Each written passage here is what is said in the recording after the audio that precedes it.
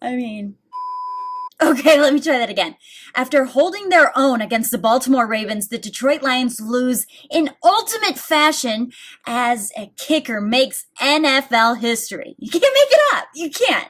Let's just get this tragic ending out of the way. The Lions are up 17-16, and in the final seconds of the game, kicking god Justin Tucker completes a 66-yard field goal, breaking the league record for longest field goal. Making history, just like that. Oh, and the NFL record for the longest field goal before that, a 64-yarder kicked in 2013 by, let me check the notes here, Matt Prater. There's art. Oh, let's just make this even better. 8 years ago, the last time the Ravens were at Ford Field, Justin Tucker did this same exact nonsense, kicking a 61-yard field goal to beat the Lions. That was his previous career record in his second year in the league. I love Detroit. I'm thinking about getting a place here. Oh, this man was milliseconds from calling himself Detroit's daddy, like this close. And just the way that kick went in, too. For all the times Lions fans have mocked the infamous Bears double doink, here's a doink that actually worked in the freaking kicker's favor. The Lions lose 19-17 in only a way that they can. Now the little cherry on top here. With just 7 seconds left to play, the Ravens are 2nd and 10 from the Lions' 48-yard line. Jackson takes a snap after it appeared the play clock had already ran out. Look at this. That's an entire second. Calling a delay of game would have pushed Tucker's kick to 71 yards or forced Lamar Jackson to throw a Hail Mary. Let's just be real. Justin Tucker would have made that 71-yard field goal, or Lamar Jackson would have just launched that Hail Mary for a perfect, glorious, amazing reception. He's amazing. Like, let's just be straight about that. Now, this no call does not mean that the Lions are not blameless. That's typically the situation here. They put themselves in a spot where those calls matter so much. But it's a form of therapy, I think, for Lions fans. You know, Detroit versus everyone, take it on the refs. And they're right. I mean, that was a bad no call.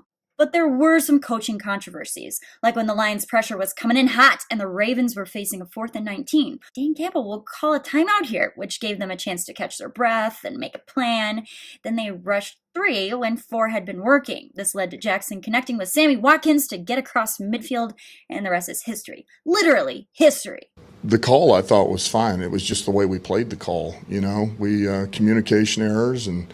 Another very Lions-specific thing happening during Calvin Johnson's Hall of Fame ring ceremony. Sheila Ford Hamp took the stage to introduce him and was booed across Ford Field. Look at this. Calvin? That's all right.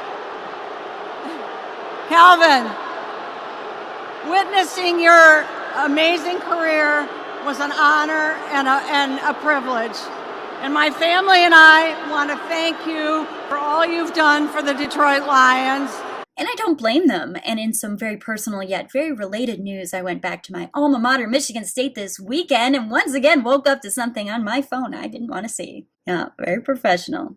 Good stuff. Some watered down beer and some sticky college bar floors, and I'm drunk tweeting again. This time at Hall of Famers. Anyway, some random final thoughts. The defense did not look that bad. For a Ravens rushing attack that was supposed to obliterate this defense, they managed to hold them to just 116 yards. The pressure was on as well, 4 sacks, including Romeo Okwara, and this all without Trey Flowers. After 3 drop touchdowns, woo! Is Hollywood Brown the new Eric Ebron? That's what some people are saying, not me because I don't want Ebron to send me mean tweets, but some people are saying that. The Lions appear to have a semblance of a rushing game, and this is exciting. Straight ahead, looking for the end zone. Touchdown, DeAndre Swift. The Thumper. And the Thumper looking for the end zone. Still no signal yet, and not going to be a touchdown signal. Quiet game from TJ Hawkinson as teams are rightly recognizing he's the guy you gotta shut down. On the other hand, we saw more from Speedy Khalif Raymond, who surpassed Quintez Cephas on offensive snaps, taking 75%. Oh, and you might have seen this picture of a Ravens fan who got a tattoo after Baltimore defeated the Chiefs in week 2. Look at this. Well, now after the 66-yard field goal, he's added to it. At the very least, it appears Tucker kicked the field goal to beat the Chiefs, and this guy will have to explain that and clarify, and that'll be kind of annoying, so well, that's not something. With that, this has been the Rowe Report. I'm Kelly Rowe with Pride of Detroit. On to the Bears, and remember to say your weekly affirmations. It's a rebuild, it's a rebuild, it's a rebuild, it's a rebuild, it's a rebuild, it's a rebuild, it's a rebuild, it's a rebuild. It is a rebuild, it's a rebuild, it's a rebuild.